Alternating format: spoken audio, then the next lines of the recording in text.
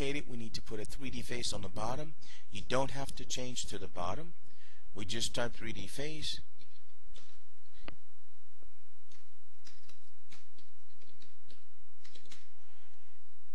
One point, 2 points, 3 points, 4 points, enter, and now there's a face at the bottom.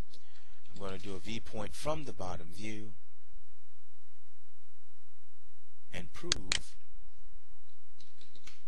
that there's a face there. So from the bottom you have a solid element. Let's take that face, let's move it to model, and let's verify that again. It's now gone. So I'm going to make model now my current layer. How do I make it my current layer? First I have to unfreeze it. Secondly, I have to select it with nothing selected. Now it's the current layer, and I'm going to freeze 0. Viewpoint.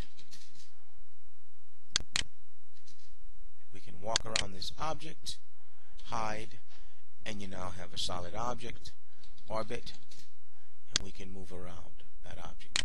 I will show you now another command where we can put our element into a visual style called conceptual, and you can now orbit around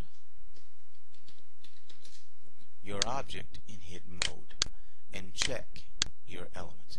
Again, I went to view, I went to visual styles, conceptual, and we're now orbiting around that object in hidden mode, and we can see that all our faces, and the bottom for that matter, are there. We will also go to view, visual styles, and we'll say realistic. Okay? Again, very different, but a clear understanding of what we have. And then if we want to go back to our visual style that's just a 3D wire, you can do that, or we can go back to a 2D wire. So, and hide would be your command. This ends the assignment. You're now complete. And as I've done with all my objects, we render, and as you can see, visual style is nothing but viewing the object somewhat rendered. We'll learn to add lights and things later, but here's our model.